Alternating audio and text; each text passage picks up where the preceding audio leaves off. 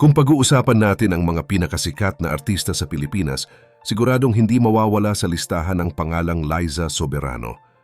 Sa loob ng mahabang panahon, nakilala natin siya bilang si Agnes sa Forevermore at ang kalahati ng sikat na tambalang Liz Quen na talagang minahal ng ating bansa.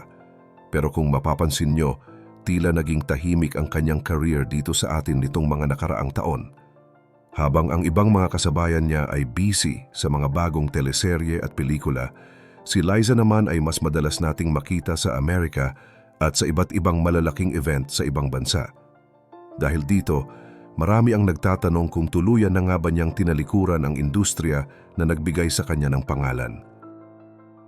Pero bakit nga ba ang isang reyna ng Philippine showbiz ay mas piniling magsimula muli sa ibang bansa sa halip na manatili sa rurok ng kanyang tagumpay dito sa atin?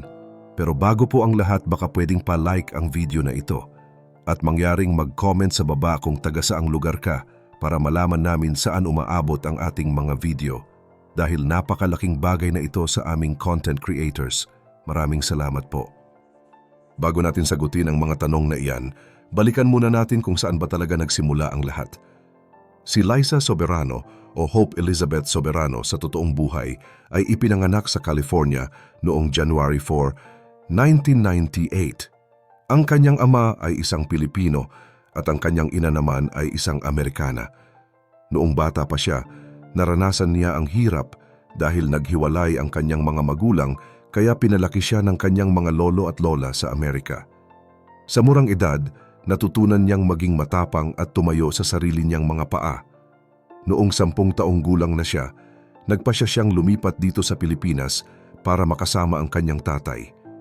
Hindi naging madali ang buhay niya rito noong una dahil kailangan niyang matutunan ang ating wika at masanay sa ating mga tradisyon na malayo sa kinalakihan niya sa California.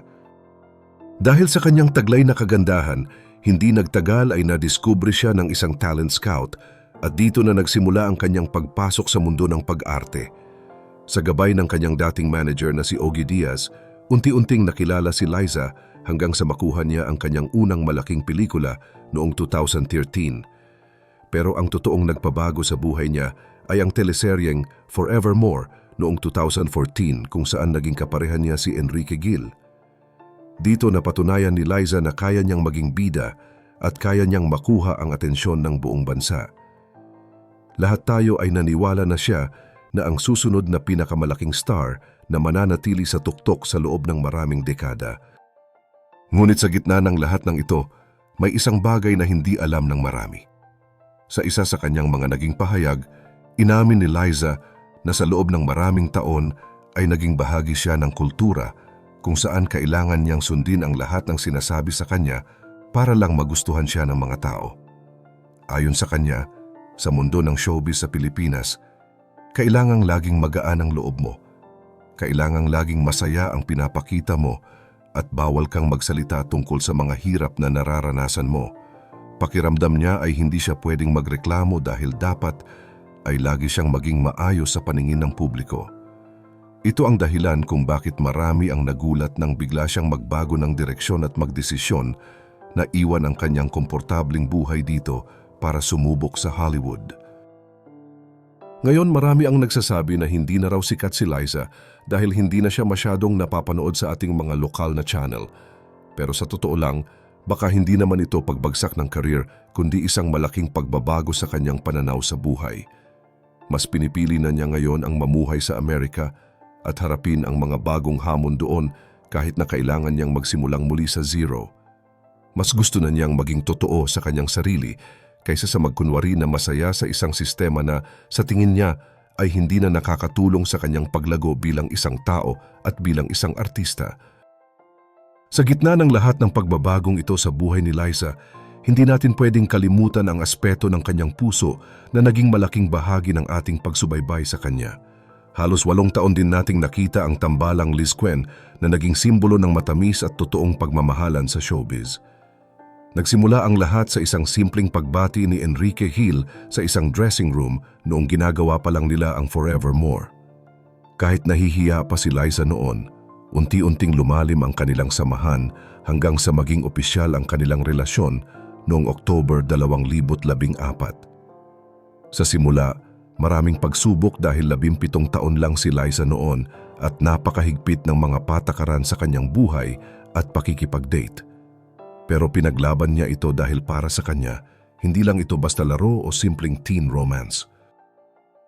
Saksi tayo sa mga tagumpay nila mula sa mga pelikulang Just the Way You Are hanggang sa Alone Together na talagang tinangkilik ng masa. Pero gaya ng maraming kwento ng pag-ibig, dumating din sila sa punto na kailangan nilang harapin ang realidad.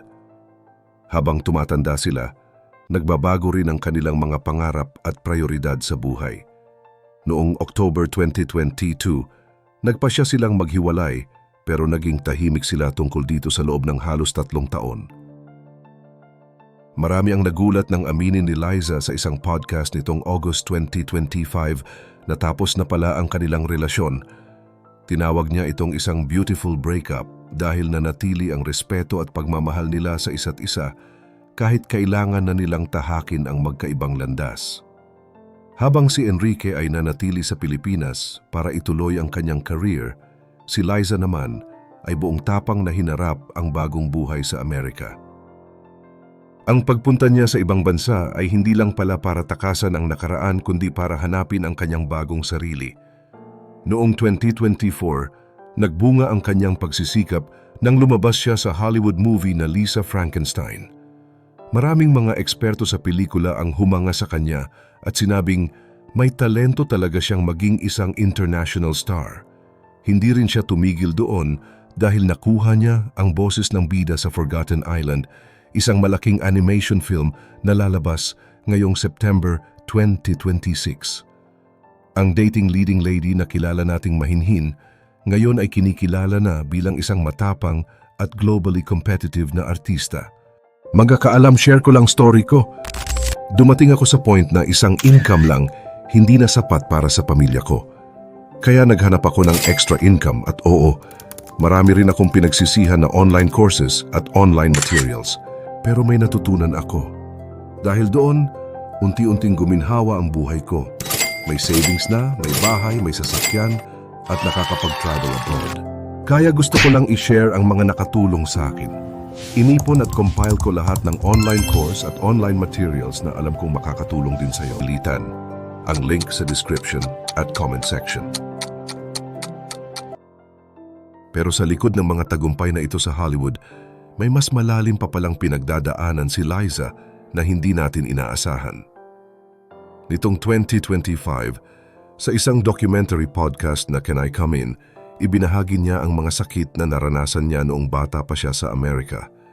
Dito niya inilantad ang mga trauma mula sa pisikal at emosyonal na pang-aabuso na naranasan niya sa kamay ng kanyang foster parent at pati na rin sa naging boyfriend ng kanyang ina noon.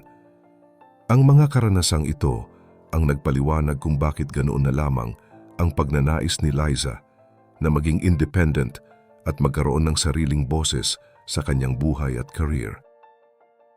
Ang paglantad ni Liza sa kanyang mga pinagdaanang trauma ay umani ng halo-halong reaksyon mula sa publiko. Marami ang humanga sa kanyang katapangan na magsalita tungkol sa madilim na bahagi ng kanyang kabataan sa Amerika, lalo na ang tungkol sa naging sitwasyon ng kanyang mga magulang.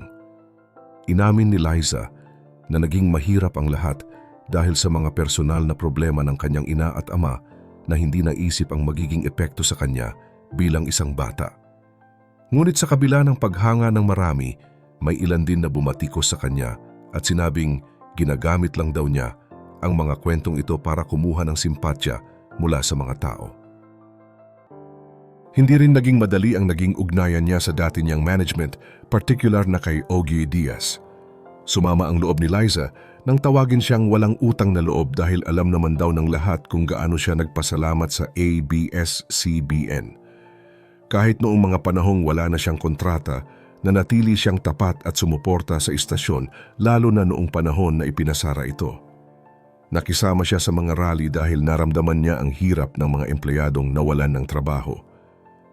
Para kay Liza, masakit na pilit siyang pinalalabas na masamang tao gayong siya naman ay naging masunurin at mabait na alaga sa loob ng maraming taon. Isa pa sa naging mainit na usapan ay ang kanyang opinyon tungkol sa love team culture sa Pilipinas. Sinabi ni Liza na pakiramdam niya ay nakakasakal ito para sa paglago ng isang artista. Maraming Pilipino ang nasaktan sa pahayag na ito, pero para kay Liza, ito ay isang mahalagang hakbang para sa kanyang personal at professional na pag-unlad.